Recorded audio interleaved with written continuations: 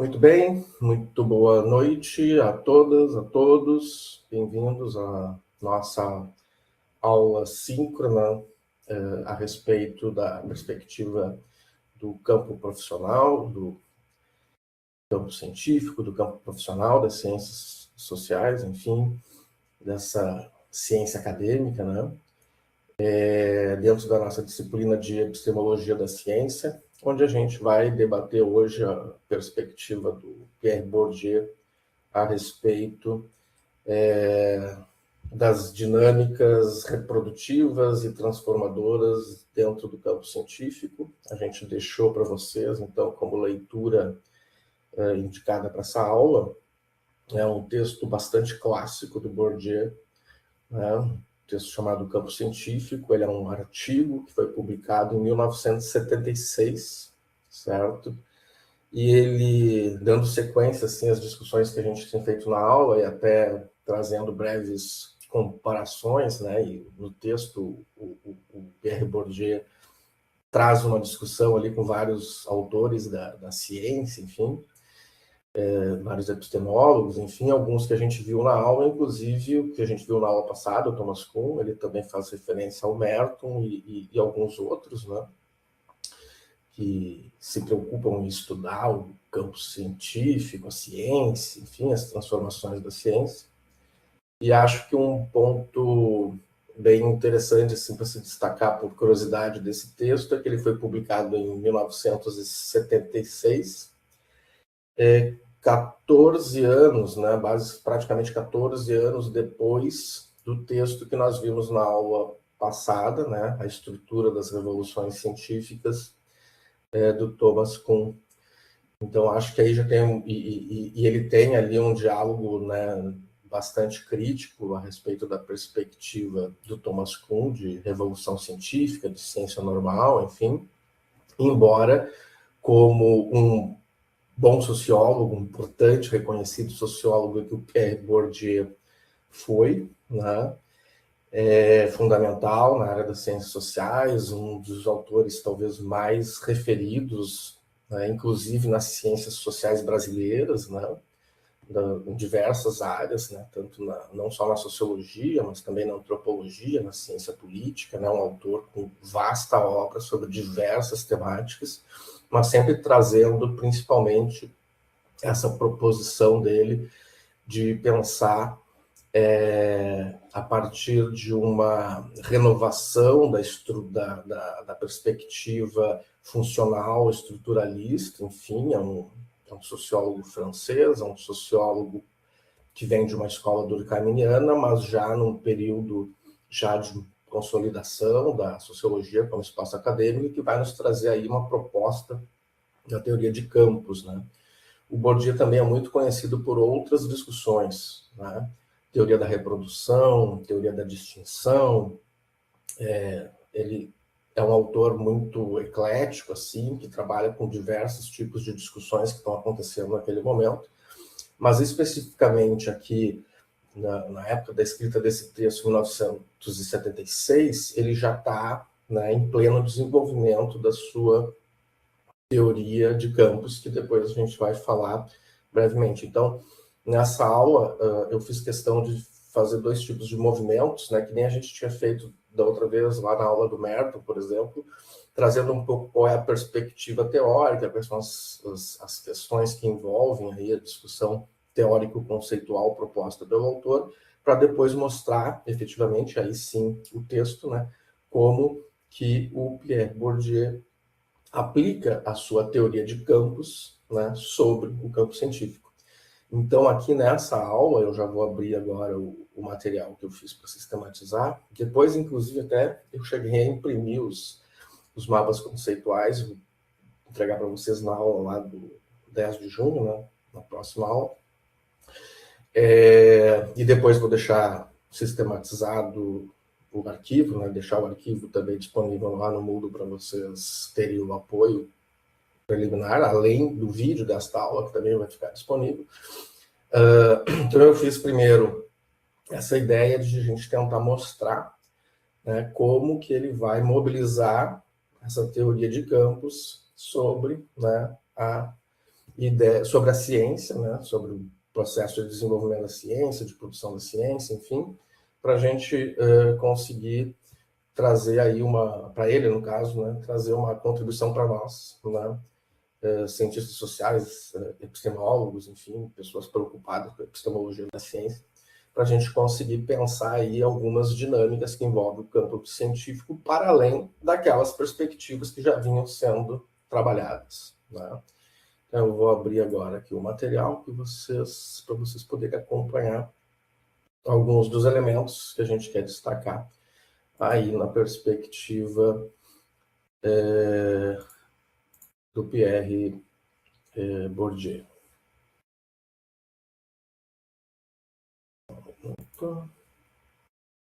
Científico. Vocês conseguem enxergar o material? Se alguém puder me dar um ok ali, um bate-papo. Certo, Guilherme. Então vamos lá. Muito bem. Acho que tem várias questões aí que, além das que eu trouxe para vocês, que eu acho que são importantes serem destacadas aí na perspectiva do Pierre Bourdieu, tá? Uma das primeiras grandes questões, a gente entender que ele é, então, um sociólogo francês, né? Falecido em 2002, enfim, mas que teve uma contribuição gigantesca, transitou por diversas instituições universitárias, esteve no Brasil, enfim, circulou, né, um sociólogo que a gente pode dizer internacional, embora de formação, né, não sei se você sabe, ele é um filósofo, né,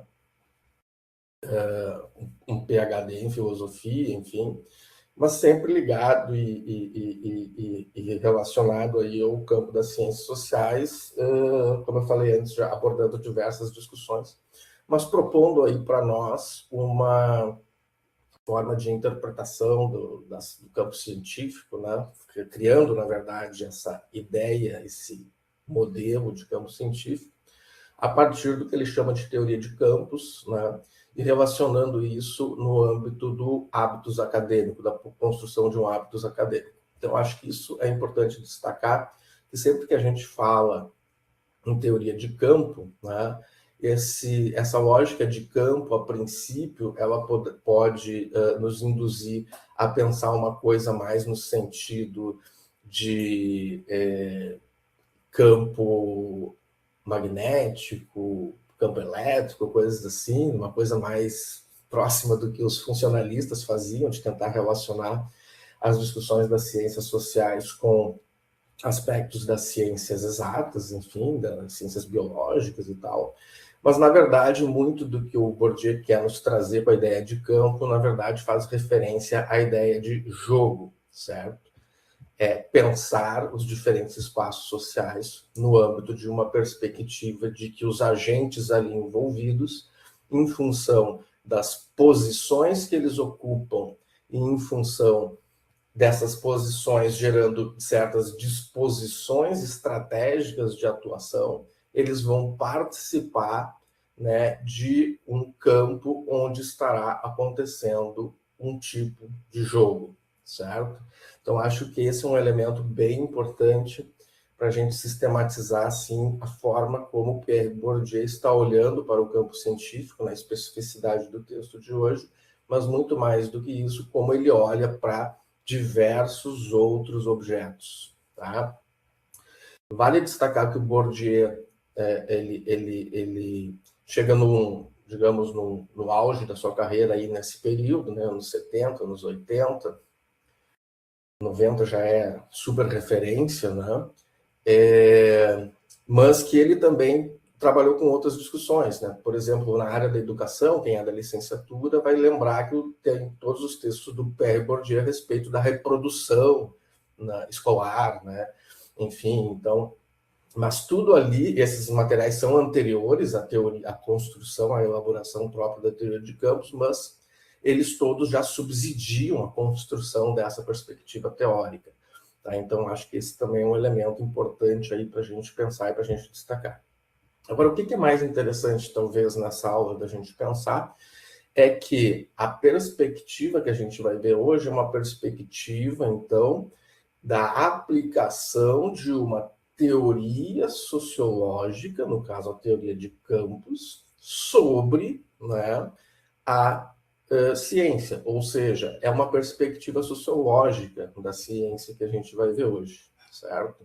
Assim como depois na aula seguinte, depois no final da aula eu indico, né, a gente vai ver uma perspectiva mais antropológica da ciência, tá? Então todas essas questões que a gente vem vendo são questões aí para a gente ter diversas perspectivas de olhar para o espaço científico, né? Na aula passada a gente viu a obra do Thomas Kuhn, que é um físico historiador, né, vendo um processo de desenvolvimento do espaço científico, da comunidade científica, enfim, sem entrar diretamente nesse conceito de campo, que na verdade é um conceito que a gente vai ver a partir da perspectiva do Pierre Bourdieu, que é uma perspectiva sociológica a respeito aí dos diversos espaços sociais que se desenvolvem. Então, acho que esses são alguns elementos importantes para serem destacados aqui. O Bourdieu foi professor de diversas universidades, acho que isso é importante dizer também. Então, o Bourdieu, de certa forma, poderíamos dizer que ele está trazendo para a gente um conjunto de perspectivas a respeito desse espaço, desse jogo que vai acontecer dentro do espaço científico, né?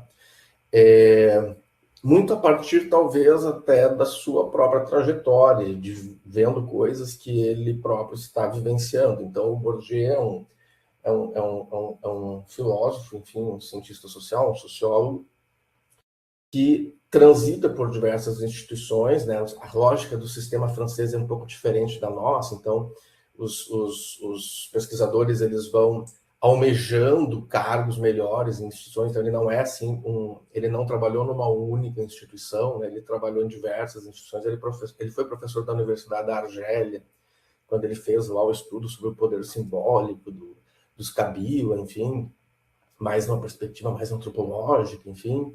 Depois ele atuou em Sorbonne, onde ele se formou, depois atuou na Universidade de Paris, depois na Escola de Altos Estudos. Em 1981, o Bourdieu vai para o que se chama Collège de France. Tá? O Collège de France, digamos assim, é um espaço de destaque dos cientistas franceses. Eu não diria que é comparável, por exemplo, a uma academia brasileira de ciência, uma coisa assim, porque a academia brasileira de ciência é uma coisa mais mais com caráter mais de conselho, né? Mas é uma instituição universitária também, certo? Mas não tem muitos professores. Se vocês entrar lá no site do Collège de France, vocês vão ver que não tem muitos professores. Assim, na área da sociologia, acho que só são 4 ou 5, enfim. Mas é uma instituição assim que, digamos, é o ponto máximo da carreira, assim, que o pessoal chega na França, certo? E o Bourdieu consegue chegar lá nessa posição no Collège de France como professor e pesquisador do Collège de France, tá? E aí fica dentro de todo, como vocês devem ter visto no texto, né?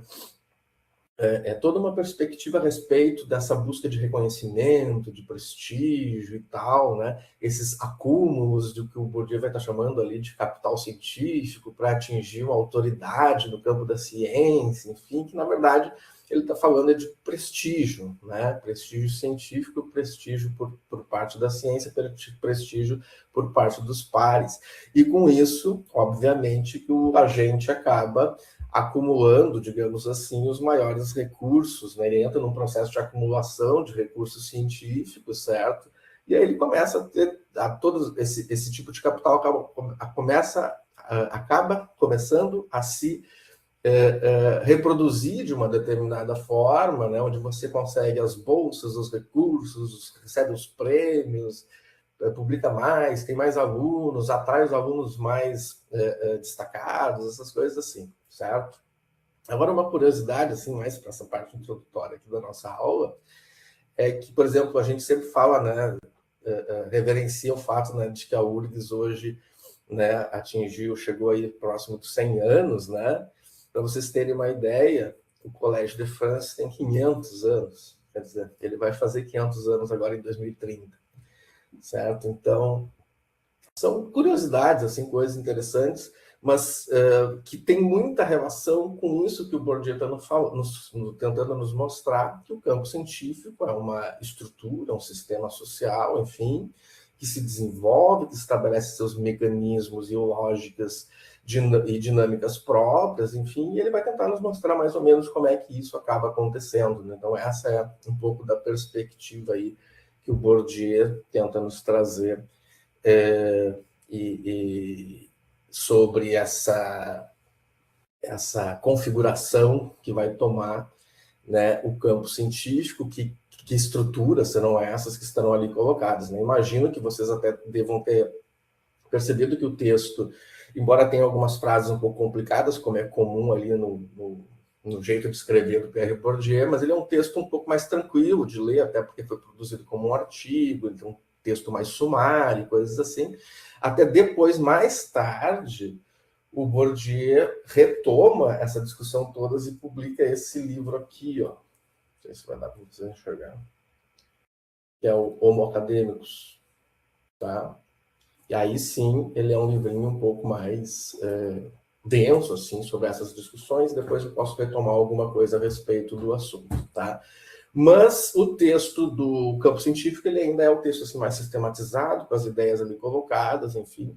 Nessa outra obra, ele tenta aprofundar um pouco mais, construir. Não sei se vocês conhecem a perspectiva, os trabalhos do Pierre Bourdieu, imagino que devam conhecer aí das outras disciplinas, mas o Bourdieu ele costuma muito construir assim, montar o espaço social, assim, entre aspas, né, nessa forma de campo, mostrando todas as peças de um tabuleiro, certo? Tudo que está em jogo, os recursos que estão ali disponíveis, os peões, né, no caso, as peças-chave, né, e aí tentar mostrar como que os agentes estão ali disputando esses recursos e trabalhando com esses recursos, e mobilizando esses recursos e tal. Tipo assim, se vocês lembrarem daqueles joguinhos antigos, Banco Imobiliário, Jogo da Vida, essas coisas assim, um RPG, né, para o pessoal mais da era informacional, né? Então, ele vai tentar sempre construir muito essa lógica de como é que essas coisas, como é que esses personagens, né, esses jogadores, para usar um termo mais interessante, vão ir construindo estratégias para se posicionar e se colocar aí na perspectiva de construção, reprodução, dinâmica de um próprio campo. Tudo bom, Isa? Tudo bom? Tu queria falar alguma coisa? Não. Não, é que a minha filha está aqui do meu lado e eu tô. Tá certo. Oi? Tudo bom? Muito bem. Então, vamos seguir em frente. Qualquer coisa, se vocês quiserem me interromper, fiquem à vontade. Se alguém quiser comentar alguma coisa, como eu falei no início, vocês podem também fazer registro aí no. Vocês podem fazer registro no bate-papo ou levantar a mãozinha ali ou interromper e fiquem à vontade aí de participar, tá bom?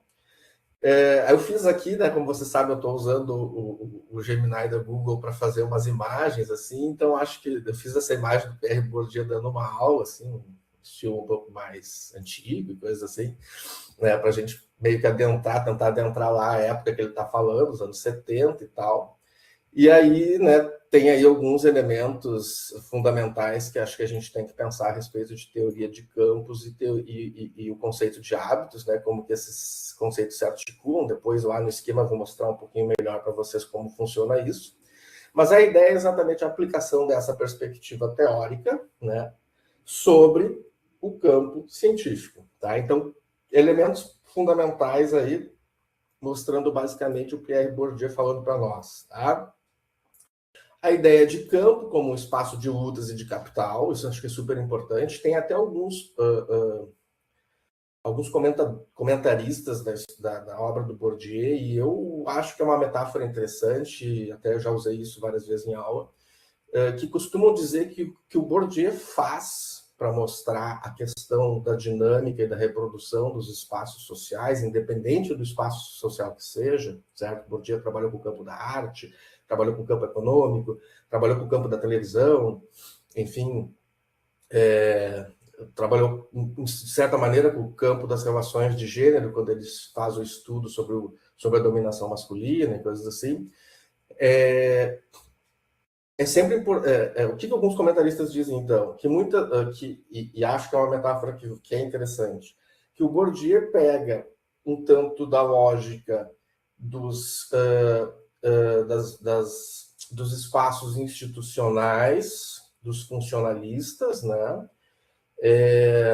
Com a questão da internalização de normas, de regras, de valores, né? Toda aquela ideia dos funcionalistas da construção de uma moralidade que acaba conduzindo, né? Aquele processo de coerção assim, dos indivíduos para participar de um núcleo social, alguma coisa assim. Então ele pega essa estrutura, até porque, lembrando o que eu falei antes, ele é um autor que vem de uma escola durkheimiana, né? Então ele é um neo-durkheimiano, só que por conhecer outros autores, como, por exemplo, o Karl Marx, que vai trabalhar com dinâmicas de transformação da realidade social, o Bourdieu acaba pegando a ideia da luta de classes e jogando essa luta de classes não para a sociedade em geral, burgueses versus proletários, mas para esses espaços específicos.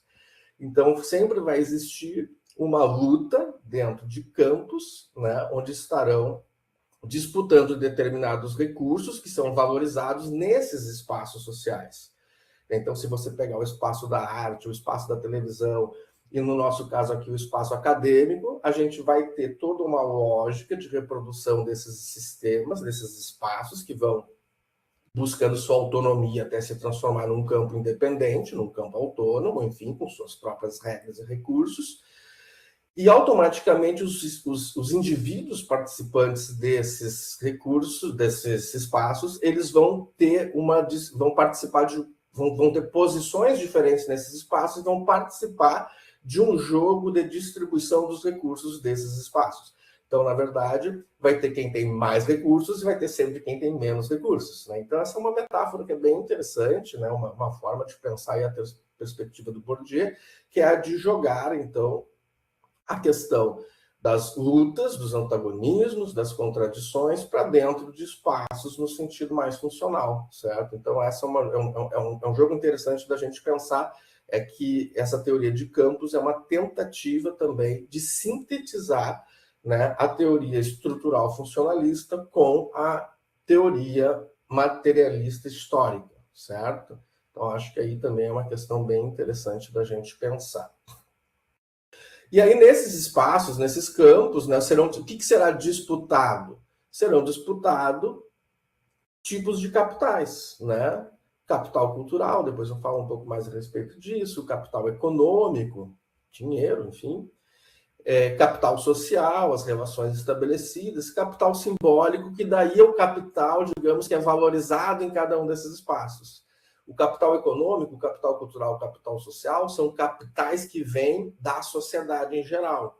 O capital simbólico ele tem a ver com o capital valorizado e específico de cada um dos campos, tá? Aquilo que o campo valoriza e aquilo que fundamentalmente desenvolve a luta dentro do campo, certo? A luta dentro do campo vai ser por aquele capital específico do campo, certo? Embora, como ele mesmo diz, digamos, o acúmulo do capital dentro simbólico que vai poder ser convertido, reconvertido, transferido em outras formas de capital, o cultural, o econômico e o social, certo? Então, aí eu acho que tem um elemento bem importante para a gente pensar. Isso está relacionado com o conceito de hábitos, que vai mais ao nível de indivíduo, ou seja, como que o indivíduo internaliza as lógicas do campo, certo? E aí acaba, digamos, por um processo de formação, ou de iniciação, ou de participação, socialização, acho que é um termo legal, socialização dentro desse campo, ele acaba construindo disposições em função das posições que está paulatinamente ocupando, certo? E produzindo a sua trajetória dentro desse espaço. E essa trajetória vai ser marcada por o quê? Vai ser marcada por estratégias de reprodução, certo? Então, ou seja, formas de acumular mais daquele capital simbólico que é lá disputado no campo. Por isso que ele conceitua o hábitos como estruturas estruturadas e estruturantes. Tá? são estruturas estruturadas porque elas são herdadas por socialização do espaço onde você está se inserindo, mas elas são estruturantes porque elas também vão estabelecer as suas disposições de atuação e, por consequência, as estratégias que você vai ter e fazer para melhor jogar o jogo, certo? Então, aí eu acho que são elementos bem importantes. Outros conceitos fundamentais, assim, da teoria do Pierre Bourdieu, que acho que vale a pena destacar, são esses que estão aqui no cantinho, e o uso eu vou falar um pouco mais depois, que daí tem um conceito lá certinho. Tá? A ideia de doxa, que é a ideia de os sábios do senso comum, os sábios das opiniões, ou coisas assim, certo? São os diletantes, né? São as pessoas que acham que sabem tudo, mas sem nunca ter feito uma pesquisa, certo? Então, acho que isso, e essa questão da doxa, ele diz que está em todos os espaços, inclusive ele fala sobre isso no campo científico, né? E a questão da dominação simbólica, ou seja, se você tem um espaço de um campo onde existe uma disputa por capital simbólico, onde existe uma determinada forma de distribuição desses recursos simbólicos que fazem parte desse campo, que são disputados pelos agentes desse campo, obviamente que isso vai nos trazer e vai nos implicar numa questão de dominação simbólica. E aqui entra uma outra discussão de síntese teórica que ele faz. Como eu falei para vocês que para pensar a estrutura de campo, ele pega a ideia de sociedade, de fato social da corrente durkheimiana e joga ali para dentro a perspectiva materialista histórica de lutas entre indivíduos com mais ou menos capital, ou seja, dominantes e dominados. Quando ele traz o conceito de dominação simbólica, ele está nos trazendo quem? Ele está nos trazendo Max Weber, certo?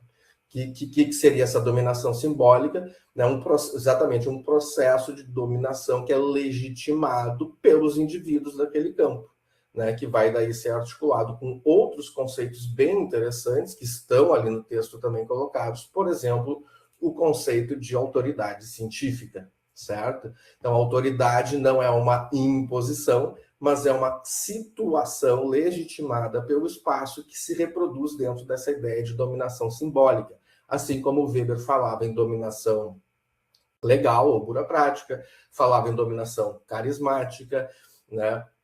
Falava em dominação tradicional. O Bourdieu, com a teoria de campos, ele vai nos dizer que em todos os campos, por existirem essa distribuição desigual dos capitais simbólicos ali colocados, né, vai acabar existindo também a constituição de uma dominação simbólica, certo? Então, daqueles agentes que vão dominar efetivamente, né, os dominantes, né, de um determinado espaço a respeito daqueles agentes que não serão, né, que serão os entrantes, os desafiantes, os novatos. Ele usa várias expressões, né, durante o decorrer do texto para expressar isso, mas basicamente a ideia de dominantes e dominados, certo? Então, acho que aí também tem uma perspectiva bem interessante para a gente ir pensando. Uma outra ideia que eu queria sintetizar com vocês, aí foi outra imagem que eu produzi no Gemini, que evidentemente tem, né, um debate ali colocado, estabelecido, né, entre o Pierre Bourdieu e o Thomas Kuhn a respeito da ciência, certo? E aí, se vocês virem, tanto que ele refere, né, não só o texto que a gente leu na aula passada, da estrutura das revoluções científicas, né, esse aqui, mas ele refere também outros textos, né, artigos do Thomas Kuhn, ou seja, o Bourdieu faz ciência social do jeito que a gente espera que de fato se faça a ciência social, que é, eu não vou criar nada novo, certo? Eu vou, né, ler o que está disponível, debater com o que está disponível e apontar erros, né? Bem naquele sentido bachareliano de pensar o espírito científico, né? Eu vou partir de conhecimentos existentes. Então, eu vou ler o que está disponível, vou ler o que já foi estudado e, a partir dali, eu faço, né, uma avaliação crítica, né? Não um julgamento dos trabalhos, mas uma avaliação crítica. E o que eu acho mais interessante destacar aqui, que a gente viu lá na aula passada, né?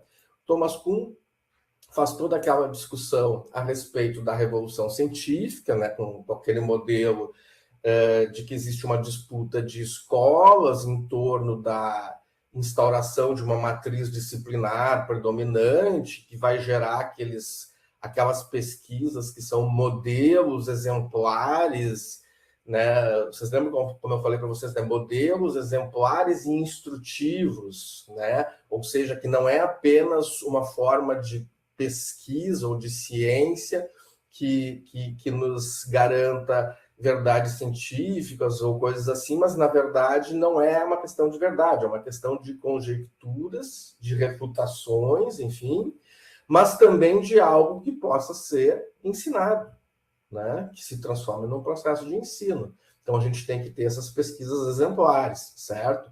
E aí, naquela dinâmica lá que o Thomas Kuhn vai nos apresentar, o que vai acontecer?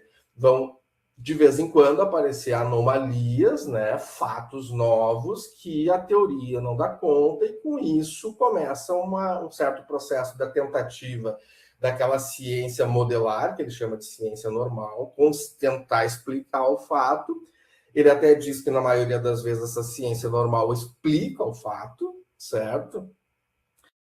Só que chega momentos que ela não consegue mais dar conta da novidade, né? Mudança climática, por exemplo. Como é que eu vou estudar mudança climática com a teoria do Marx? Complicado, né?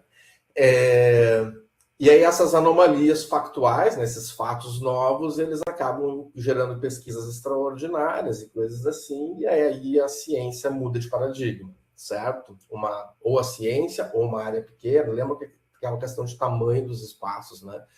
Ele não fala da ciência em geral, mas ele diz: podemos pensar a ciência em geral, mas podemos pensar as áreas de conhecimento, mas podemos também pensar temáticas de pesquisa, né? Núcleos de pesquisa, linhas de pesquisa, coisas assim. E que dentro disso tudo vai se desenvolver o processo da reputação científica. A reputação científica sendo constituída, vocês lembram, que ele vai dizer o seguinte: a ciência, para que serve o paradigma? Para instruir as pessoas de como ficar resolvendo quebra-cabeças teóricos ou jogos de lógica, certo? Entrando em toda aquela discussão que a gente viu com Bachelard, com Karl Popper, enfim, né, que a ciência se trata de ir tentando, né, delimitar os objetos a partir de novas hipóteses, enfim, e essas hipóteses vão sendo testadas, falseadas, enfim, e aí a reputação científica acaba sendo construída nesse sentido. Né? O cientista que se destaca acaba sendo aquele cientista que vai resolvendo os quebra-cabeças, né, que a ciência lhe coloca, que o paradigma lhe propõe, certo?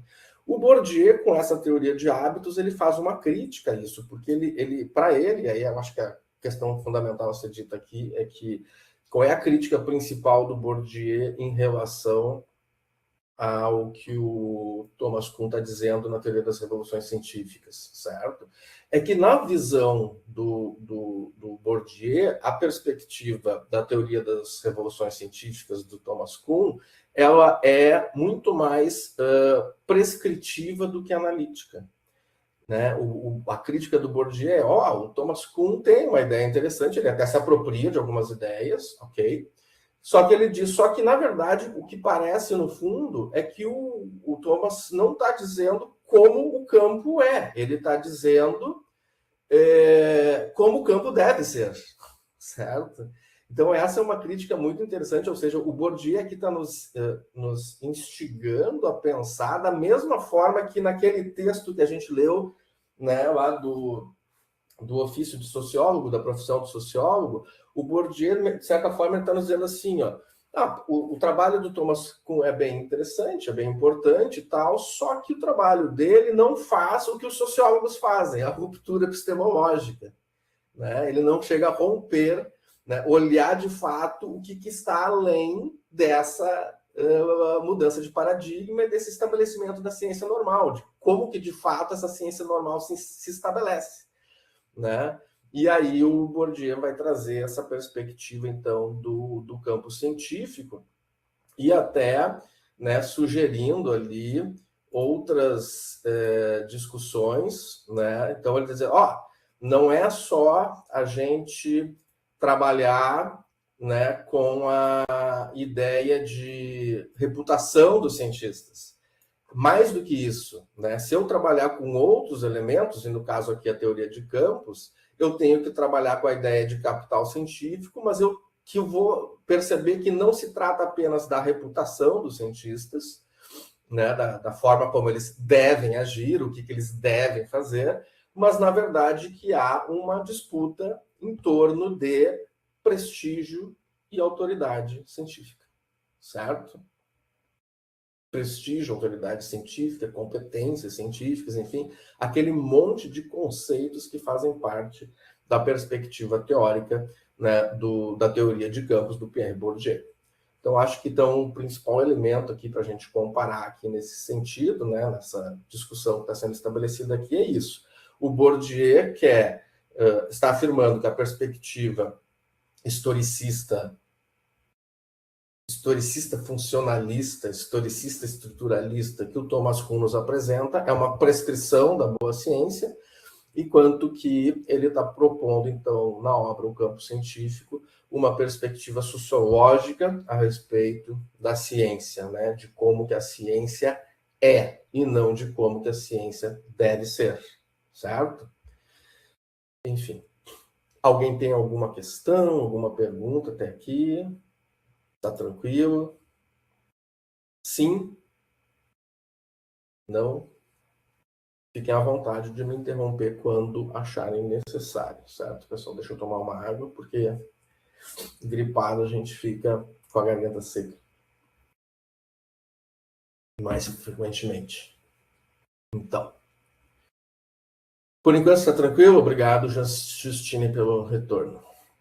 Não, mas tá tranquilo. Eu acho que eu até quando eu mandei a proposta da aula para vocês, o convite para a aula na semana passada, né? A leitura do texto da semana que vem é o texto do Campo Científico. Eu até escrevi que talvez fosse uma leitura mais familiar para vocês, porque agora, talvez na primeira vez na disciplina, a gente está vendo a aplicação de uma abordagem sociológica, uma abordagem das ciências sociais sobre a ciência, né? É diferente da perspectiva que a gente viu no texto do ofício de sociólogo, onde aí o Bourdieu, o Chamberedon e o Passeron que estão dizendo, né, como é que se faz ruptura epistemológica. Mas nesse caso aqui é a primeira vez que a gente está vendo uma análise sociológica e com certeza não sei, mas imagino que vocês tenham visto outros trabalhos do Bourdieu no decorrer do curso, né? Então, ela se torna uma forma mais familiar de ver aquelas questões que nós, cientistas sociais, nós sociólogos, costumamos ver, né, nos espaços científicos, que são as disputas, as lutas, né, essas relações entre os indivíduos, entre os grupos, em função das posições, da acumulação de recursos, enfim, as questões de desigualdade. Então, esses todos são elementos que são familiares, né, no caso, para vocês. Então, agora eu vou trazer o esquema, tá? Retomando, primeiramente, tá? E aí eu acho que é o ponto mais importante, assim, de mais alguns elementos a respeito dessa teoria de campos, só para deixar um pouco mais claro, e depois daí a gente passa especificamente para a ideia da aplicação dessa teoria sobre o espaço científico. Tá? Acho que um dos elementos fundamentais aqui para a gente pensar, tá, é que os dois conceitos fundamentais e interarticulados, intrínsecos, próprios da perspectiva da teoria de campos, tá, é campo e hábitos. Tá? Acho que é importante lembrar que esse é a constituição de uma forma que a gente classifica ou denomina a teoria do Bourdieu, ou de quem segue a teoria da escola bourdieuiana, né, de sociologia, enfim, é uma forma de um estruturalismo construtivista, né, ou seja, onde se quer estabelecer essas relações entre o campo e o hábitos, né, ou seja, entre o que é imposto sobre os indivíduos e entre aqueles espaços que os indivíduos têm capacidade de ação. certo? Então, eu acho que aqui também é importante lembrar, a gente está falando de um texto dos anos 76, de 1976, dos anos 70, anos 70, onde já existia, já começava a discussão que talvez vocês tenham visto na Sociologia 3, na disciplina de Sociologia 3, deve ter sido o semestre passado, para quem está ali na seleção das etapas certinho, que é a teoria, a perspectiva das teorias de síntese. Síntese do quê, pessoal? Síntese da relação indivíduo-sociedade. Né? Para a gente fugir um pouco daquela ideia de que o indivíduo é o aspecto mais importante, dentro de algumas perspectivas, e por outras de que a sociedade é o aspecto mais importante. Ou seja, teoria de campos é uma das vertentes de teorias de síntese que começam a surgir a partir dos anos 80, que vão se consolidar nos anos 90 e que depois vão passar os anos 2000 sendo reproduzidas frequentemente. Tá? A teoria do Bourdieu, a teoria do Touraine, a teoria do Giddens, a teoria do Michel Foucault e assim por diante. Tá? E o que é essa síntese? Síntese entre dois tipos de relação fundamentais, tá? Campo se refere ao quê? A ideia de sociedade, a ideia de macro-sociologia e a ideia de objetividade, certo? Eu preciso conseguir efetivamente delimitar, no caso, deixa eu pegar aqui, ó, uma coisinha para fazer umas marcações. Eu preciso efetivamente conseguir delimitar, né, esses aspectos macro-sociológicos, certo? Então, nessa discussão, certo, vai estar a questão do conceito de campo, tá? É o conceito de campo que se relaciona a esse espaço, essa questão da sociedade, do macro e da objetividade. Enquanto que o conceito de hábitos, certo, ele se refere ao indivíduo, ao que é micro e ao que é subjetivo, certo? Aqui vai ficar presente e reforçado especificamente o quê? Né? Algumas discussões que o Bourdieu traz para consolidar essa teoria de campo, tá?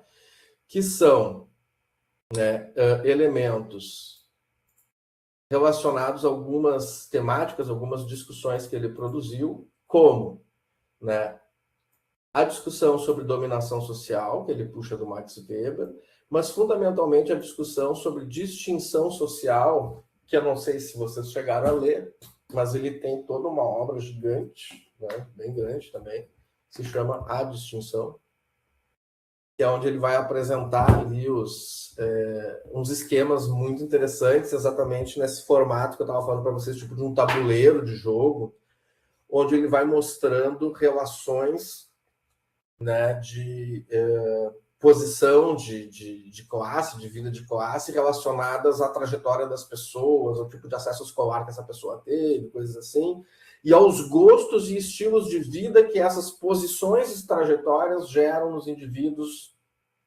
depois, certo? Então, eu acho que isso também são elementos, ou seja, ele está nos mostrando como que elementos do espaço social propriamente vão sendo internalizados, né, pelos indivíduos e construindo a sua forma de agir sobre a sociedade, certo? Então, acho que esses são dois elementos que não são bem importantes. E, obviamente, que se a gente fala em dominação social, a gente fala em distinção social, tem coisas em disputa. O que está em disputa? As 4 formas de capital que eu já estava falando antes para vocês, certo? É o capital social, que são... Vamos voltar isso aqui.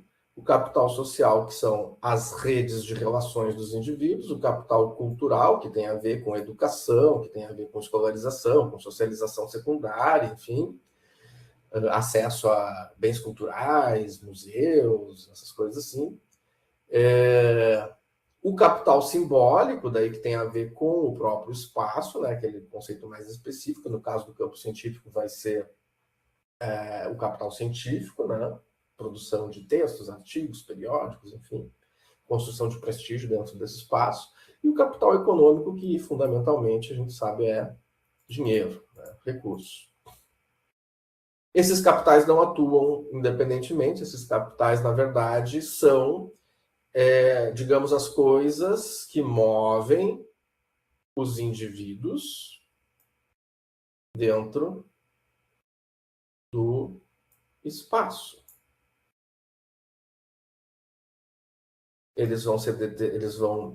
Os interesses, digamos, dos indivíduos vão ser determinados, né, por coisas que são valorizadas dentro do campo. Tá? Então, eles automaticamente se reconvertem em outras coisas.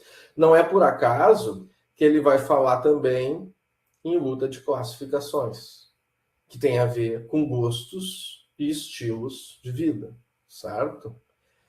Tudo isso para dizer o quê, né, nessa relação entre indivíduo e sociedade? Para dizer que existem sempre nos campos estruturas simbólicas que são reproduzidas. Mas que são reproduzidas por quê? São reproduzidas em função de disposições que são estruturadas e são estruturantes desses espaços. É no próprio processo da vida que esses indivíduos, dentro de determinados espaços, acabam reproduzindo esses espaços. Né?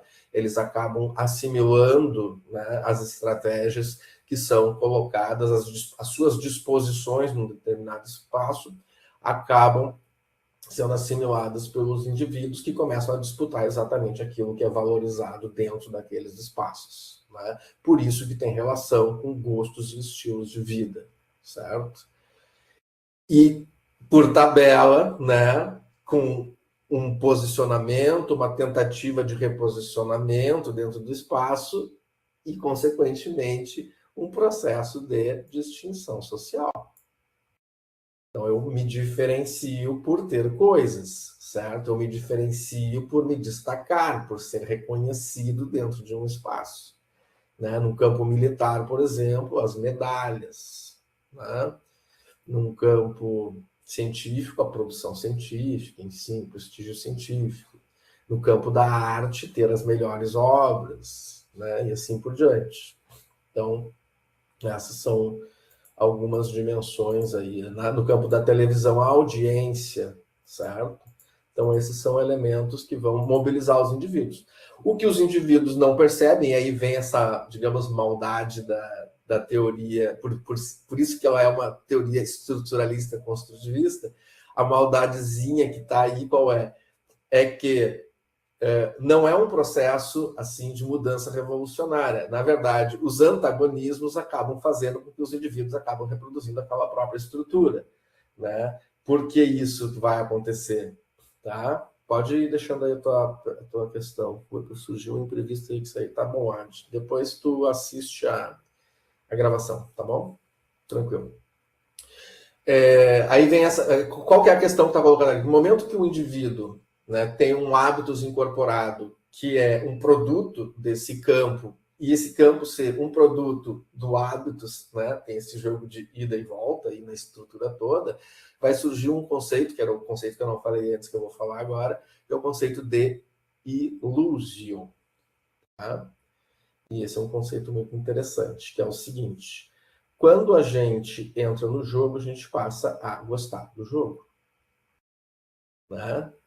Então, por mais que você possa, de repente, num determinado momento, ser crítico ao jogo, no momento que você começa a, digamos, acumular capital simbólico dentro daquele jogo, você começa a gostar mais do jogo, porque daí você tem melhores estratégias dentro do jogo, você consegue jogar melhor, você consegue ganhar o jogo, certo?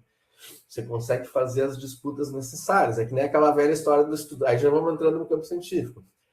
O estudante acadêmico, iniciante, que começa ali a sua vida de iniciação científica, começa a fazer os trabalhos no evento de salão de iniciação científica e tal, e ele, tem que fazer, para ganhar a bolsa, tem que fazer um currículo lá. Não, eu não tenho nada para botar no currículo.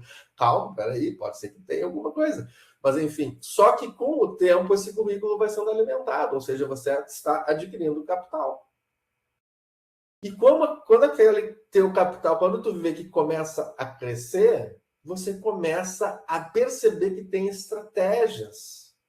Você começa a entender que lida com possibilidades de ampliar as suas chances dentro daquele espaço.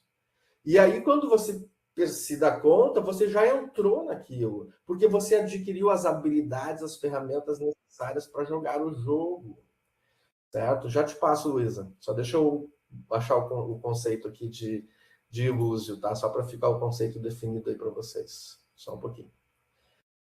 Aí o que ele vai, como é que ele vai nos definir essa? E a ilúzio não é uma coisa só do campo científico. A ilúzio é um conceito que está em todos os campos, que é o, digamos, o auge do hábitos, tá? O que acontece? A ilúzio é o momento que o indivíduo percebe que faz um investimento profundo. É quando ele assimila a crença e se engaja num determinado jogo social. Né? Ele passa, então é uma coisa, perceba assim, é uma coisa que se torna não apenas instruída ou socializada, é uma coisa que passa a ser prazerosa, certo? É um jogo que é como se o campo tivesse entrando num processo de sedução e você acaba magicamente entendendo como é que se joga. Pensem num jogo qualquer. Eu não sei jogar truco quando eu começo a jogar, mas chega um momento que eu estou tão viciado naquilo que eu sou o melhor jogador. Eu sei como ganhar, eu sei como estabelecer estratégias para como desestabilizar meu adversário, coisas nesse sentido, certo? Então, concluindo ali o conceito, a ilúzio é o que faz o agente entrar no jogo e gostar do jogo e construir, portanto, estratégias para obter vitórias, que vão vir sempre aos poucos. Né? Você vai se tornando mais hábil. E aí vem um outro conceito muito importante da teoria de campo do Pierre Bourdieu, que é o conceito de competência científica. Né? Quando você começa a obter vitórias, você começa a ampliar a sua competência científica e melhorar as suas chances de vencer o jogo. Luísa, por favor. Não sei pegar o gancho, porque eu me lembrei muito quando tinha sociologia com a professora Catiucci na aplicação, e nós fomos começar a fazer iniciação científica, assim, ter os primeiros contatos de como é que funciona, né? E a primeira coisa que ela fez nós fazermos, e eu tenho desde aquela época, é o currículo Lattes. E nós estávamos no ensino médio. E todo mundo se questionava, mas para que isso? Nossa, mas tipo, é uma queima de etapa e não. Conforme nós fomos interagindo com a pesquisa científica, né, que nós temos a felicidade de, na aplicação da URGS, ter esse acesso já desde cedo, isso vai se tornando um hábito e uma naturalidade com tanta tranquilidade, assim, né? E aos poucos eu fui me criando esse vínculo com o currículo Lattes que eu acho que para quem chega sem ter tido esse acesso antes, é exatamente, parece um bicho de 7 cabeças, não sabe nem por onde começar, né? Mas a importância de ter isso já desde cedo, né? Introduzido. É bem isso. Legal, Luiz, exatamente isso. E depois, até com o tempo, vocês vão perceber outras formas. No início, a gente acha que o currículo Lattes... E isso eu acho que tem muito a ver com a teoria de campos, ela é muito operacional, tá? No início, a gente está usando só o exemplo do Lattes. Não quer dizer que seja o Lattes o fundamento de tudo, mas é um dos mecanismos, né? De registro dessa competência e de estabelecer o reconhecimento e o prestígio que você vai ter dentro de um espaço. Tanto que quando alguém vai avaliar se você vai ter uma bolsa de produtividade, se você vai ganhar dinheiro com um projeto, se você vai ter mais bolsa de iniciação científica, vão olhar o seu histórico do currículo Lattes, né? No início, ele parece ser uma coisa torturante, mas é isso que eu acho interessante nessas teorias de campo, por serem muito operacionais, porque elas querem mostrar exatamente isso. Como todo o processo de educação e de socialização, no início as coisas não são tão simples, dói um pouco, certo? São escolhas que a gente tem que fazer. Mas com o tempo você começa a se engajar, né? Então acaba sendo muito operacional esse procedimento todo que ele vai construir aqui. E hoje em dia, até pegando a questão aí que tu falou do colégio de aplicação, hoje em dia tem até o bolsa para o ensino médio, que dá para trabalhar na universidade com os professores da bolsa universidade. pelo CNPq na aplicação. Isso aí, exatamente, exatamente. E tu foi aluna da Catiucci? Fui aluna do primeiro ano ao terceiro ano do ensino médio. A Catiucci foi minha colega de graduação e, inclusive, tu poderia ter sido minha aluna, porque eu fiz o concurso com ela, da aplicação, ela ficou em primeiro, a Kelly ficou em segundo e eu fiquei em terceiro. Aí, quando foram me chamar, eu tinha vindo para a URGS. Foi muito... A Catiúcia foi minha colega de graduação, colega de aula. Muito querida, uma professora muito boa. Muito bem, pessoal. Então, como é que o Bourdieu, então, começa a construir toda essa perspectiva? Como é que ele vai aplicar essa perspectiva de campo na ciência? Então, ele vai começar fazendo críticas das abordagens disponíveis, certo? O que ele vai fazer? Abordagens que estão disponíveis, elas não são... Deixa eu pegar meu marcador aqui. Vou ficar um pouquinho mais... As abordagens que estão disponíveis, elas não são, digamos, suficientes para entender as relações sociais que envolvem a prática científica. Tá? Então, esse é o primeiro elemento que que o Bourdieu quer nos trazer. Tá? As abordagens disponíveis. Então, que abordagens são essas? A gente vai ter a própria ideia do espírito científico, que a gente viu lá com Gaston Bachelard, por exemplo, certo? Que é uma concepção mais humanística, né? Tem um certo romantismo em torno da ideia da atividade científica. Vocês lembram, a gente leu o Bachelard. E percebam uma coisa, o Bourdieu está fazendo uma análise crítica aqui, certo? Ele não está fazendo uma desconstrução, tanto que ele é um cara que refere muito o Bachelard, certo? Gosta muito da obra do Bachelard, mas não é suficiente. Que é um pouco isso que a gente tem que fazer na ciência. A ciência, os nossos, digamos, os colegas sociólogos, cientistas que falam coisas que não necessariamente a gente concorda, a gente tem que desconstruir os argumentos deles e construir novos argumentos para mostrar que os nossos argumentos são melhores. Mas ninguém é inimigo, ninguém vai sair se batendo, não é essa a ideia, certo? É um pouco, digamos, um pouco mais... É uma comunidade, é um espaço, é um campo, tem regras, né? Tem as regras do jogo e tal. Então, o que ele vai nos dizer? As abordagens disponíveis não são suficientes. Por quê? A ideia de espírito científico que tem lá do Bachelard e outros autores também, ela ainda é muito romantizada. Tudo é baseado no indivíduo que tem um talento científico, esse talento é baseado num racionalismo crítico e numa certa paixão, encantamento, um amor pela ciência, pela descoberta científica, certo? Ele vai dizer, não é bem assim, certo? Aí lembram do outro autor que a gente leu a ideia de ethos científico, lá do Merton, certo?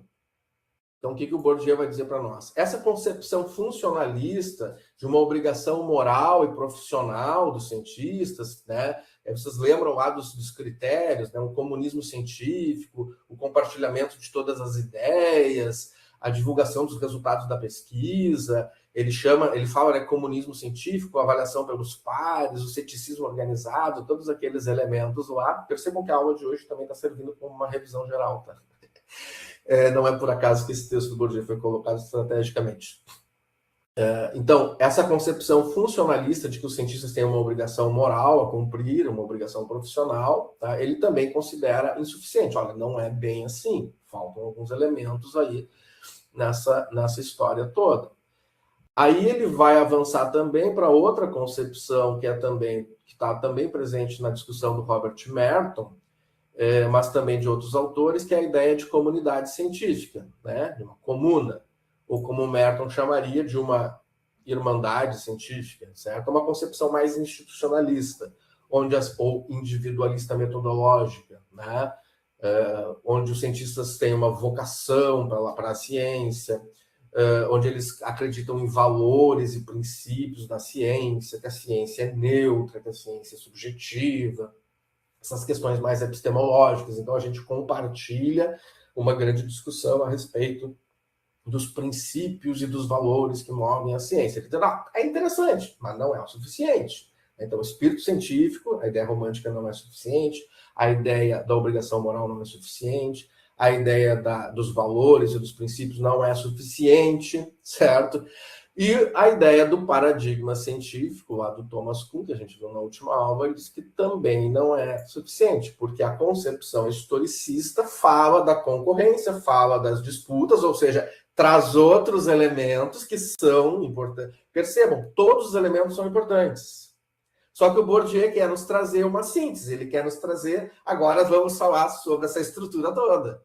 Como é que se juntam todos esses elementos, né? Amor pela descoberta, paixão pela ciência, obrigação moral do cientista, obrigação profissional, valores da ciência, regras da ciência, né?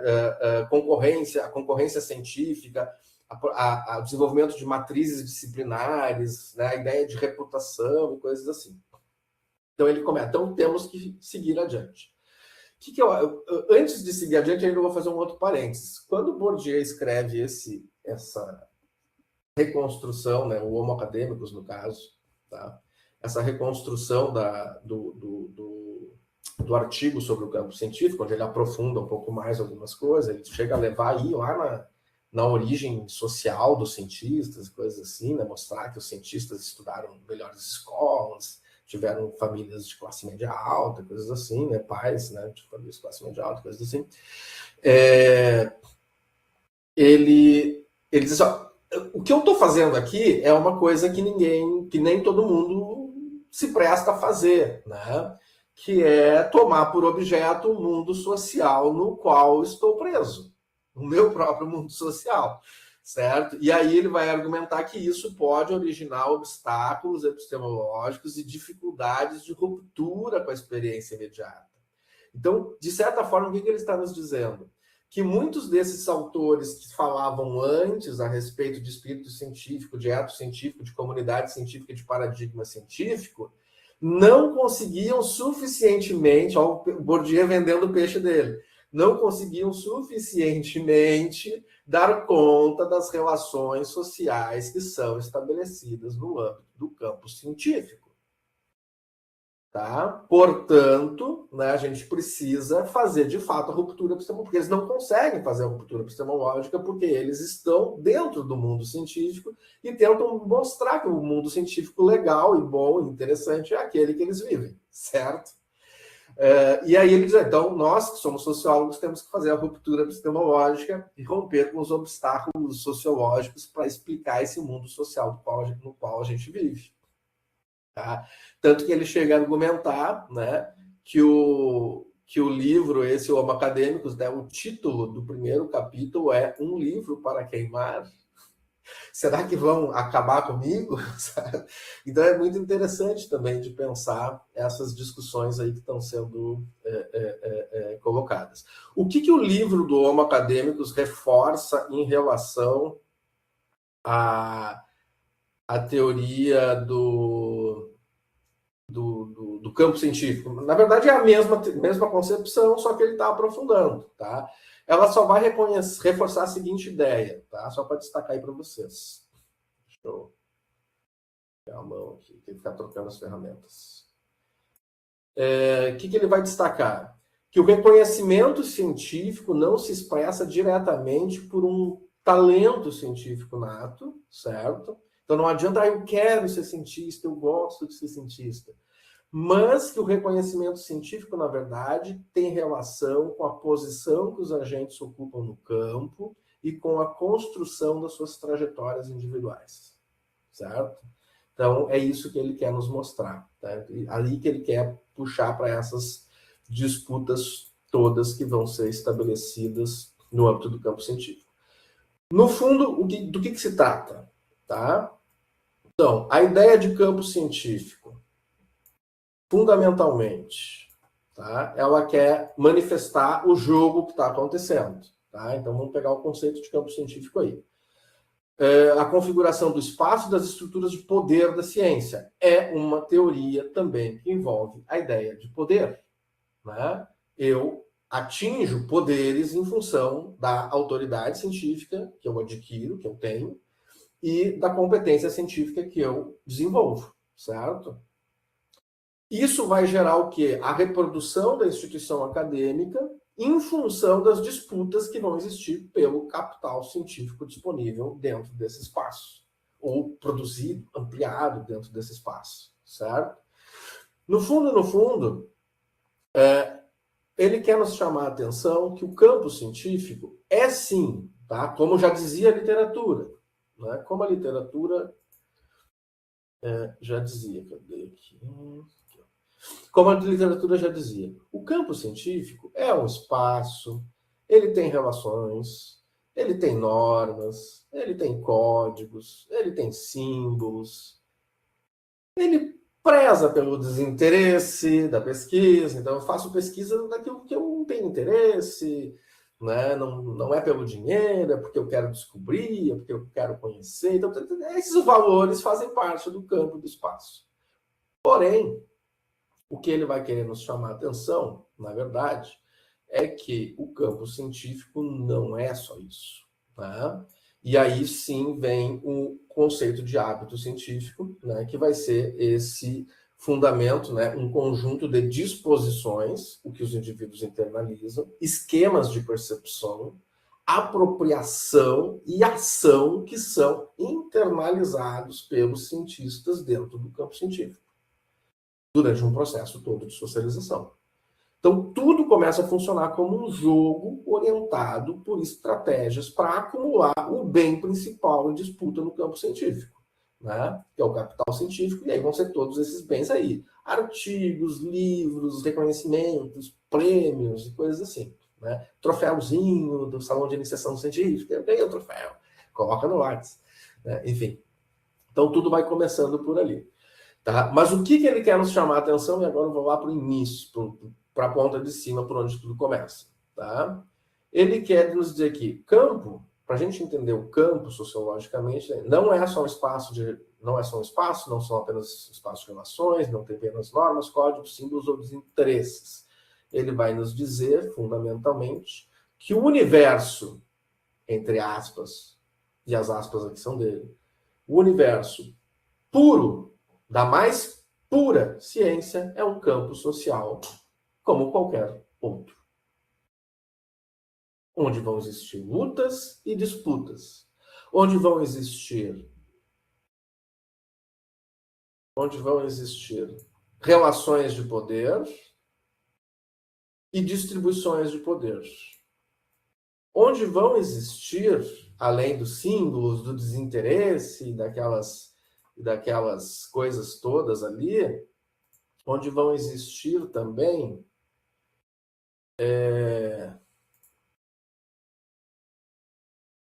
interesses, contradições, desilusões, conflitos e crises. Certo? Todas em função, né, fundamentalmente, dessas relações de força e relações de distribuição do poder que vão estar presentes no campo científico. Certo? Então, o que a ideia de campo científico vai permitir a gente observar? Né? Toda a dinâmica que envolve estratégias, que envolve a ilúsio, a ideia de gostar do jogo, certo? Que vai ser adquirida pelo hábitos, via a própria lógica de funcionamento do campo, que nos ensina as regras do jogo e que, portanto, nos projeta as nossas próprias disposições dentro desse jogo, via o processo de socialização. Quem que nos forma? Os dominantes. E quem que nós somos? Os pretendentes, os dominados. Aqui eu peguei a frase pretendente, mas no texto ele fala novatos, pretendentes, enfim, desafiantes, né? Então, esses todos aí que são os cientistas, em geral, novatos, ou seja, aqueles que ainda não têm capital científico, certo? Então, esses são elementos fundamentais aí para a gente entender toda essa dinâmica aí, tá? Então, aqui tem uma outra frase que é interessante, ó. Já tinha até mencionado, acho que para vocês. A autoridade científica é uma espécie de capital que pode ser acumulado, transmitido e reconvertido. Certo? Então, o que começa a acontecer? Você adentra sob uma autoridade, conhecendo autoridades e hierarquias no espaço, certo? Essa autoridade vai impor teorias, métodos, objetos, né? Você tem um processo de iniciação, né? Você tem toda a questão do mérito que está envolvido, né? Se eu quero receber uma bolsa, e aí o fato de ter mérito, ser um bom estudante, receber uma bolsa, ter boas notas, sei lá, isso já é um processo inicial de quê? De acumulação de capital. Tá? Então, eu acho que é uma coisa bem importante aqui de ser considerada. Tá? Aqui, ó. O capital vai aparecer em vários momentos aí, né? Porque o que está em jogo é esse capital científico que vai sendo acumulado aí durante o processo, durante, né, o aprender a jogar e o começar a jogar e efetivamente gostar de jogar e se tornar o vencedor do jogo, certo? Então, acho que esses são elementos bem legais também que fazem parte da coisa. Aí o que começa a acontecer? Você começa a se aproximar de grupos, né? Você adentra projetos, aí você já começa a ver que as suas chances são maiores, aí você começa a ter aspirações científicas. Eu quero ser professor, eu quero ser pesquisador, eu quero ser não sei o quê. Então, percebam que isso vai se internalizando, certo? E aí começa isso a envolver, de fato, o hábito, né? Percebam sempre essa ideia. O campo é esse tabuleiro que distribui todas as estratégias, iniciativas, recursos disponíveis, as peças do jogo, né? Os peões, as casas, enfim. Pensem num tabuleiro de jogo mesmo, certo? Que esse jogo tem regras e que para jogar eu preciso saber as regras, eu não posso trapacear, eu não posso enganar, eu não posso roubar, né? Porque qualquer um desses atos, além das regras, pode me tirar do jogo para sempre, certo? Então essas coisas são importantes, né? Tem os sistemas de controle do próprio jogo, né? Que são essas próprias regras. Então eu começo a ter as aspirações e com isso eu começo a investir. Ele usa esse termo, né? Investir no quê? Investir nas competências científicas, certo? Então, alguma coisa que começou, né, pelo processo de socialização, vai ter continuidade, né? A partir do momento que se transforma numa disposição, ou se amplia para uma ilúsio, né? Para um gostar do jogo, né?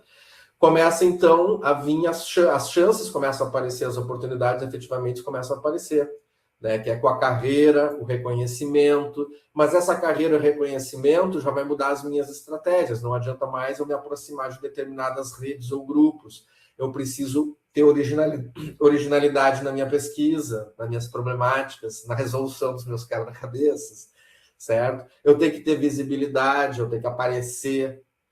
Portanto, eu preciso escrever nos periódicos científicos, nas revistas científicas, eu preciso receber prêmios, eu preciso ser convidado.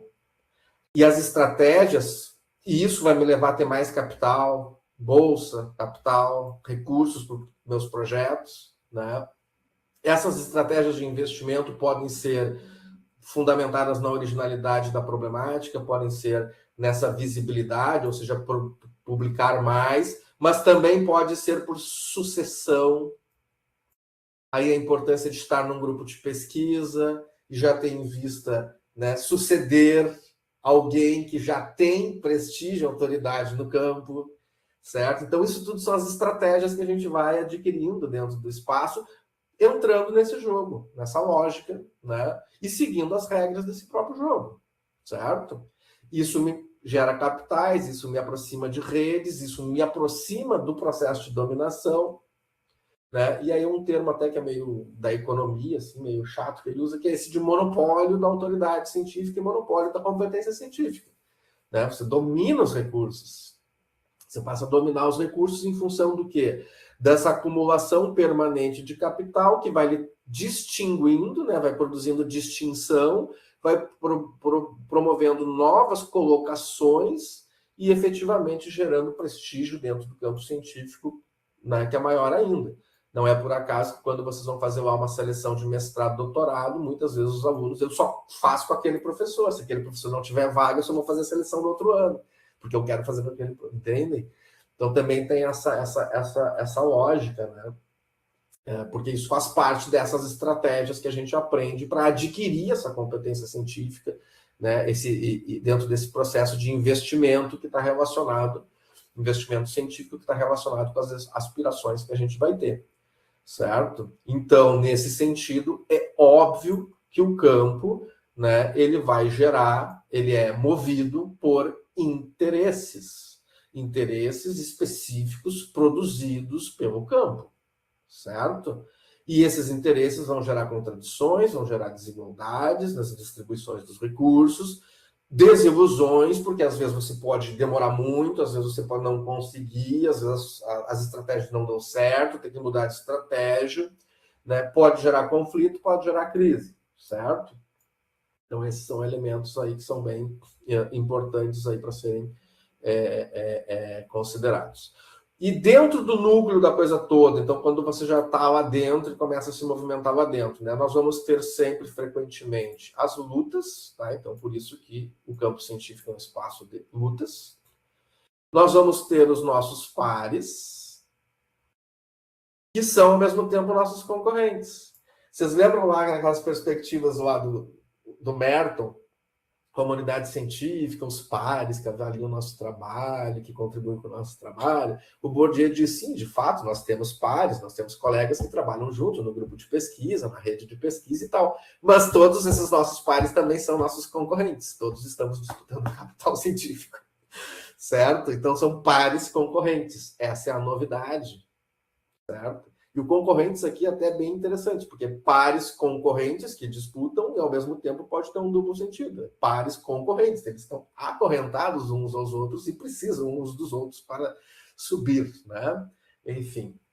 E essa discussão toda, daí, entre os dominantes e os dominados, os dominantes e os pretendentes, os dominantes e os novatos, ele diz e argumenta que vai sempre passar por processos ou de conservação do espaço, do campo, das ideias, das discussões, questões mais simbólicas, ou de subversão dessas ideias, né? Então, as estratégias poderão ser antagônicas, diferenciadas, né? Até depois eu vou trazer uma frasezinha em resumo que mostra, acho que, bastante dessa discussão aí que está colocada. Aí, para concluir, então, essa ideia aqui, essa ideia principal, tem essas duas frases que eu acho que são bem ilustrativas, tá? Vou deixar aqui para vocês, são do texto. O campo, essa aqui acho que é bem do início, né? O campo científico, enquanto sistema de relações objetivas entre posições adquiridas em lutas anteriores, envolve o processo de socialização, de iniciação, é o lugar, o espaço de jogo de uma luta concorrencial. Então, os agentes do campo disputam o capital científico, a autoridade científica, a competência científica. Certo? E a outra frase, que eu acho que ilustra também essa aqui, ó. Não há escolha científica que não seja uma estratégia política para a obtenção de reconhecimento dos pares concorrentes. Certo? Então, acho que aí tem duas discussões que são bem interessantes, né? Se vocês quiserem trazer alguma questão, por favor, tragam alguma questão, porque eu já estou encaminhando aqui já para a parte final, tá? Acho que digamos, a lógica do mapa já está mostrada, né? Pensar aí que o campo, essa ideia de campo científico é uma crítica a concepções anteriores, certo? A outras concepções de ciência, de atividade científica, de trabalho científico, tá? Então acho que esse é o elemento fundamental. Superando, então, os conceitos como espírito científico, eto científico, comunidade científica, paradigma científico, estabelecendo, então, o conceito de campo científico, a ideia de homo acadêmicos, tendo no núcleo disso tudo a ideia de hábito científico, que daí tem a ver com o indivíduo, o pesquisador, certo? Ou seja ele um pesquisador sênior ou um pesquisador novato, certo? Então, o hábito já começa a fazer parte ali ser internalizado, a fazer parte das escolhas dos individuais, enfim, de escolhas profissionais, escolhas de adentrar um determinado espaço. E chega, então, essa própria constituição daí do campo, né, para a gente pensar aí o que está em disputa, né, dentro desses espaços propriamente ditos. Mas uma coisa que eu acho que é importante destacar para finalizar, então, essa parte aqui do mapa, tá? É que na discussão, na teoria de campo que o Bourdieu está nos trazendo, tá? Eu até coloquei aqui em destaque. Epa, isso. Não está em pauta o conteúdo da ciência, as disputas epistemológicas, né? O que está em pauta é, de fato, a ideia, a configuração do campo científico como esse espaço de disputas que tem, pensando numa forma assim, de um tabuleiro que tem as suas casas, que tem os recursos disputados e tem os jogadores, os peões, certo? Ele não está, ele uma, digamos, uma abordagem mais ampla, assim, que ele está querendo nos trazer, mas ao mesmo tempo sem perder a operacionalidade, porque ele vai também nos dizer, assim como o Kuhn também dizia, que eu posso pensar o campo científico pensando, por exemplo, só no campo científico das ciências sociais, o campo científico da sociologia, o campo científico da sociologia brasileira, o campo científico da sociologia do trabalho, entende? Então eu tenho operacionalmente, posso utilizar esses recursos para conseguir especificamente falar daí de espaços mais restritos, né? Por exemplo, eu usei a teoria do Pierre Bourdieu para falar sobre o que eu chamo de campo da sociologia escolar, que é o espaço dos licenciados, dos professores de sociologia das escolas, certo? Eu já fiz uma pesquisa, um trabalho sobre isso, né? No momento que eu estava dando aula sobre sociologia no ensino médio, né? Então, é um texto até que já transita bastante, tem alguns textos que transitam já por aí, e a abordagem foi feita essa. Então, vamos pensar o campo, né? O que está em disputa, quais são os capitais que estão em disputa ali naquele campo da sociologia escolar e coisas nesse sentido.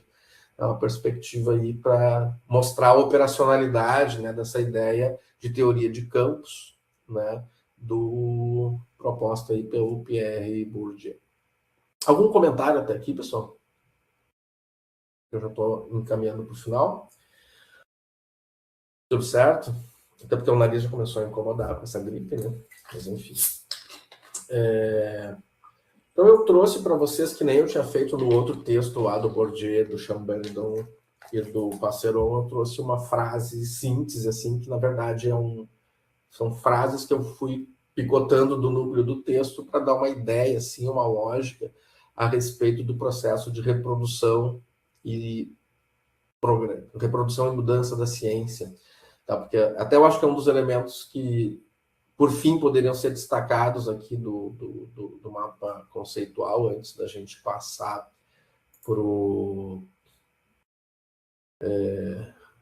para esse textinho final.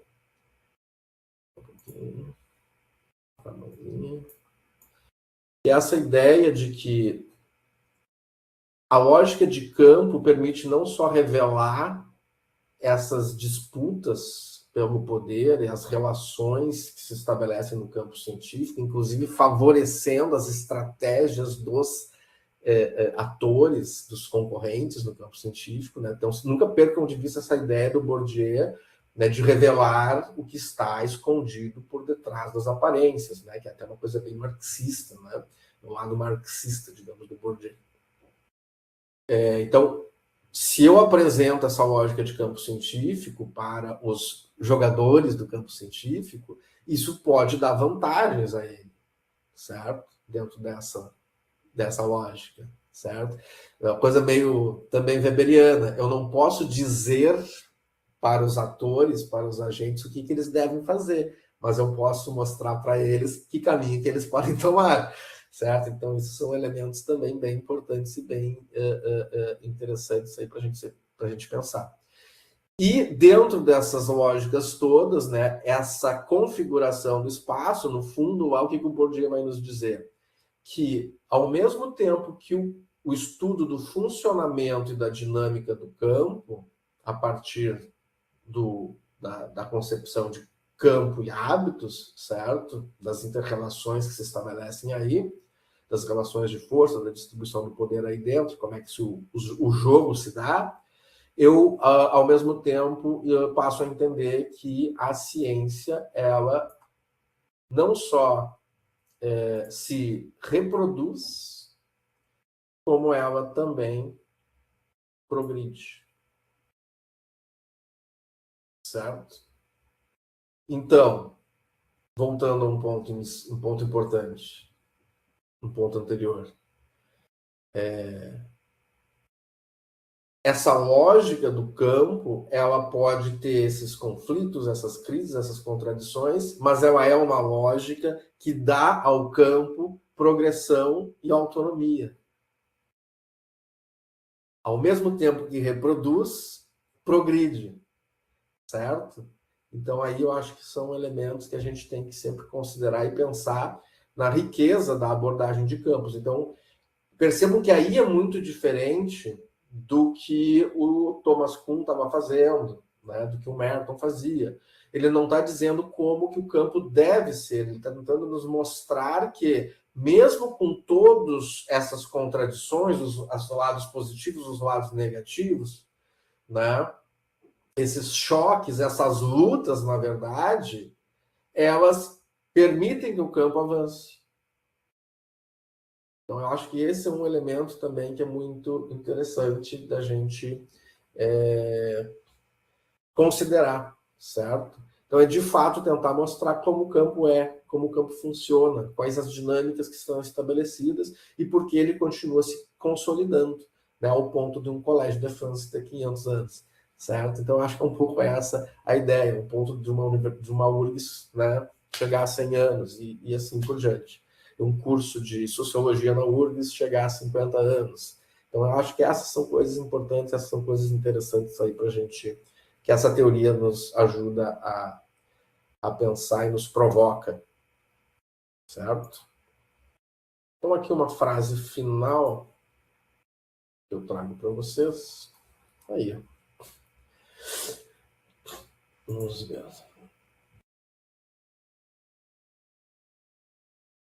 Na ferramenta. A definição do que está em jogo, uma frase sobre a revolução, entre aspas, científica, que tem a ver com essa última questão aí que eu trouxe, tá? A definição do que está em jogo na luta científica faz parte do jogo da luta científica. Os dominantes são aqueles que conseguem impor uma definição de ciência segundo a qual a realização mais perfeita consiste em ter, ser e fazer aquilo que eles, os dominantes, têm, são e fazem. A estrutura do campo científico se define, a cada momento, pelo estado das relações de força entre os protagonistas em luta. Dominantes e dominados, senhor, escravo, a coisa meio hegeliana, todos são importantes. Se não tiver os dominados não surgem. Se não existirem os dominantes também, né, não conseguem se reproduzir, não conseguem manter as coisas adiante. Então, ambos são protagonistas. Tá? A estrutura da distribuição do capital científico está na base das transformações do campo científico e se manifesta por intermédio das estratégias de conservação e de subversão da estrutura que ela mesma produz. Toda carreira se define fundamentalmente pela posição que essa carreira ocupa na estrutura do sistema de carreiras possíveis. O campo científico é sempre o lugar de uma luta, mas essa luta é mais ou menos desigual, entre agentes desigualmente dotados de capital específico. Em todo campo se põe com forças mais ou menos desiguais, segundo a estrutura da distribuição do capital no campo, os dominantes, ocupando as posições mais altas na estrutura da distribuição do capital científico, e os dominados, isto é, os novatos, que possuem um capital científico tanto mais importante quanto maior for a importância dos recursos científicos acumulados no campo. Na luta que os opõe, os dominantes e os pretendentes recorrem a estratégias antagônicas. Percebam também que ele faz essa coisa muito interessante com os conceitos, né? Não é só dominado. É dominado, novato, é dominado, pretendente. Ou seja, ele dá ação até ao indivíduo sujeitado pelo sistema. Ele tem uma ação, né? Ele tem um protagonismo, né? Disputar aqueles recursos. A própria lógica do campo, então, a luta entre dominantes e recém-chegados e a censura mútua que daí resulta, exerce um desvio sistemático dos fins que transformam continuamente a busca dos interesses científicos privados no sentido de pessoais, certo? Em algo em proveito para o progresso da ciência. Ou seja, quando os caras se socializam, entram no jogo, começam a adquirir competência científica, começam a ampliar suas chances, montar suas estratégias, eles expressam seus interesses, e é nesse processo de expressar esses interesses, de almejar uma posição no campo, de ter reconhecimento no campo, que eles acabam, né, por constituir o campo como um espaço autônomo. Eles não precisam recorrer às forças exteriores, certo? Se o campo funciona, se ele tem dinâmica própria, é dentro do campo que as coisas vão acontecer. Sejam via estratégias de conservação das práticas, ou seja, via estratégias de subversão, ou seja, de antagonismos dessas práticas, certo? Se chegaram com novos conceitos, novas ideias, coisas assim, certo? Então, novas linhas de pesquisa, novos objetos de pesquisa, novas epistemes, né? Isso tudo são essas práticas de subversão, né, que vão poder, né, ser incorporadas ao campo, inclusive favorecer a autonomia, o crescimento e o fortalecimento desse campo. Certo? Então, acho que essa é uma frase que sintetiza, é o miolo do texto. Tá? O texto tem umas 30 páginas, né? Então, aqui eu peguei trechos da página 128.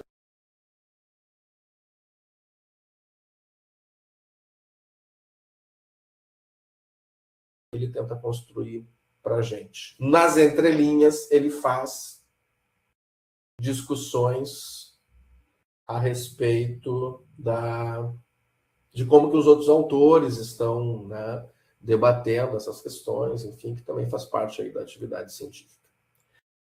Questões, perguntas sobre Bourdieu, campo científico, acho que está sistematizado suficientemente. E quero deixar pré-indicado, próxima aula, então, vocês têm um teste conceitual no Moodle, tá, pessoal? O teste conceitual já está lá, inclusive, já está construído lá, já está no dia 13, ele vai abrir, aí vocês vão ter até o dia 4 para fazer, então tem 48 horas que ele fica aberto. Para ser mais exato, 47 horas e 58 minutos. Tá? Ele fica aberto da meia-noite 1 do dia 3 até as 23h59 do dia 4. Mas isso não significa que vocês têm que fazer dentro desse período. O teste é de 55 minutos. Não chega a isso, tá, pessoal? Dá para resolver bem mais rápido, tá? E a dica que eu deixo é que vocês deem uma olhada nos principais conceitos dos autores que a gente trabalhou, tá? O Bourdieu, como é a última aula, não vai cair tanto, tá? Mas vai sempre ter ali alguma associação que tenha que ser feita, porque, na verdade, como eu sempre falei para vocês, tudo conversa. A ideia é construir algo onde vocês estejam aí tendo uma visão mais ampla dessa discussão sobre epistemologia das ciências sociais, né? De como se produz conhecimento, como se dá a prática científica, coisas nesse sentido. E aí, depois desse questionário, né, depois dessa primeira avaliação, que vale 40%, já está tudo escrito lá no Moodle, a gente vai ter a aula do dia 10 sobre a etnografia do laboratório, né, com o Bruno Latour e Steve Vogler. Tá? É um texto de 1979, até tem aqui a versão em português dele, a Vida de Laboratório. Tá? Vida de Laboratório. Ele é, então, 3 anos depois do campo científico do Bourdieu, onde os antropólogos resolvem, né, dizer, até a tese do Bourdieu está interessante, tem um monte de coisa ali, mas a gente tem que ir lá no laboratório e ver o que acontece. Certo? Ver os bastidores da ciência. Né? E aí depois da avaliação, eu deixo lá disponível para vocês, né? Agora vocês focam aí em fazer revisões dos materiais, tá?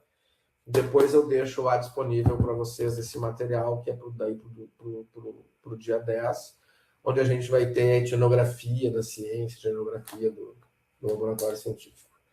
É um texto bem diferente, bem mais antropológico mesmo, né? Os caras ficam narrando ali, o que aconteceu no horário tal, horário tal, horário tal. Mas, enfim, é antropológico, é etnográfico, certo? Porque eles querem desvendar de fato como que os fatos científicos são construídos, certo?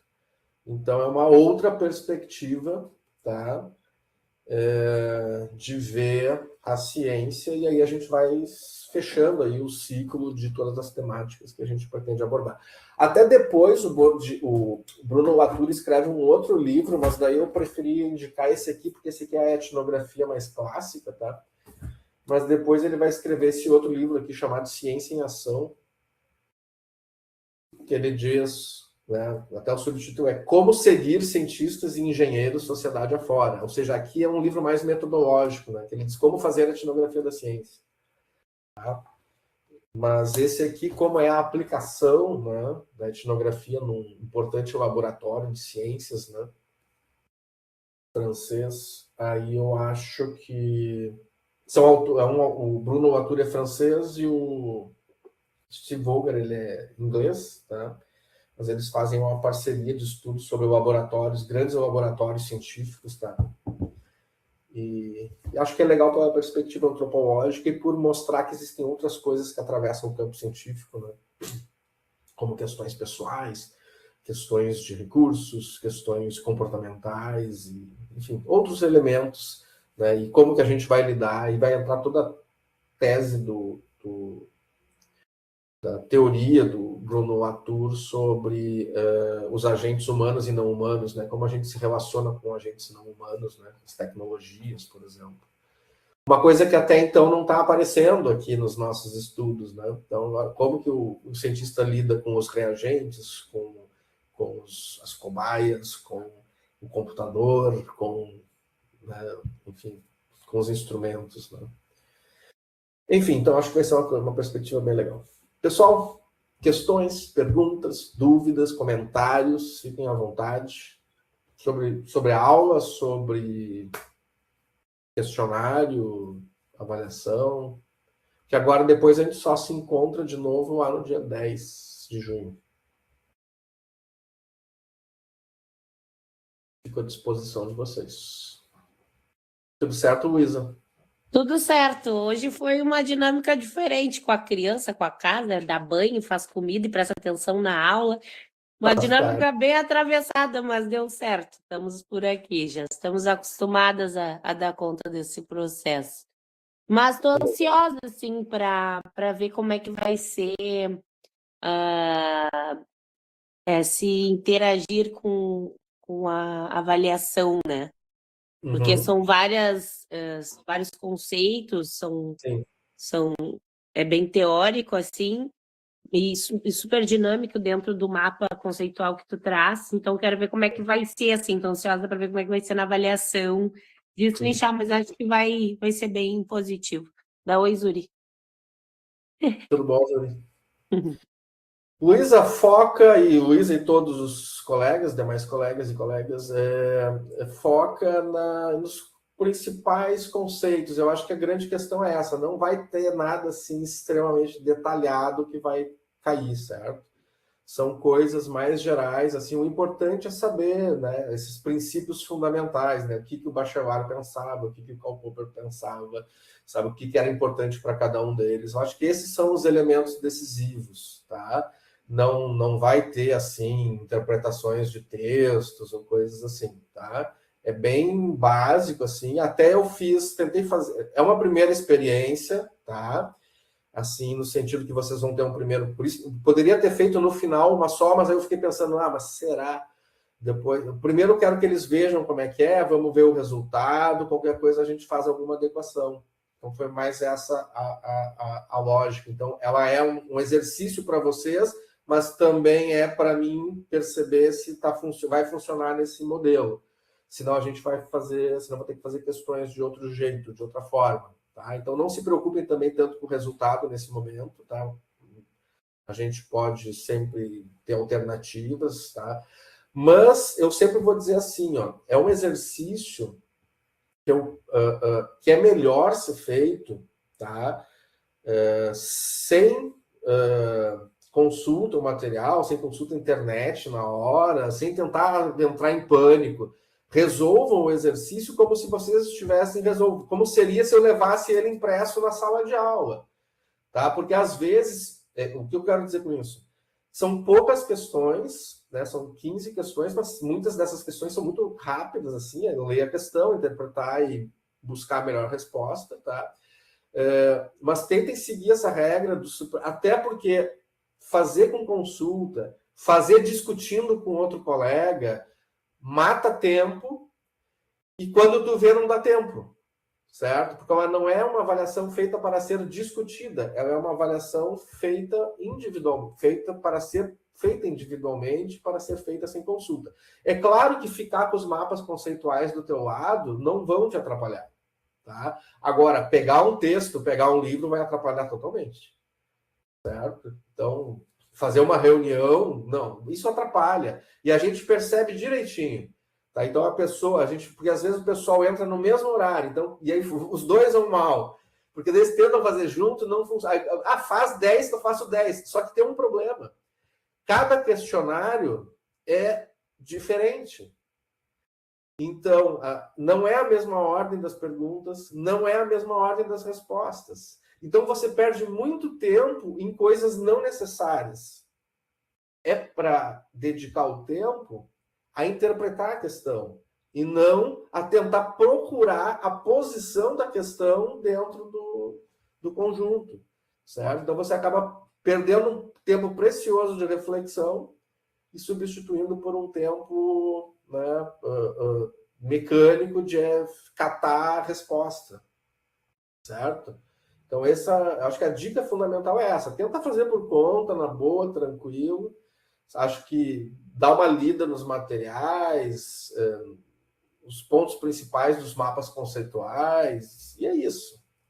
Alguma coisa do que está selecionado nos textos, especialmente o que está em rosa, eu acho que geralmente é o que eu marco com mais destaque, assim.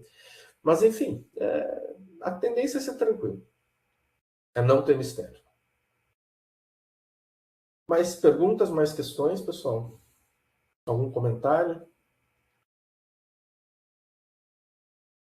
Muito bem. Eu vou deixar, então, essa aula... Ela foi gravada e assim que o sistema aqui processar a gravação, né? Às vezes o mconf leva um dia, 2 para processar, e daí eu coloco lá disponível também, até para quem não pôde participar, enfim.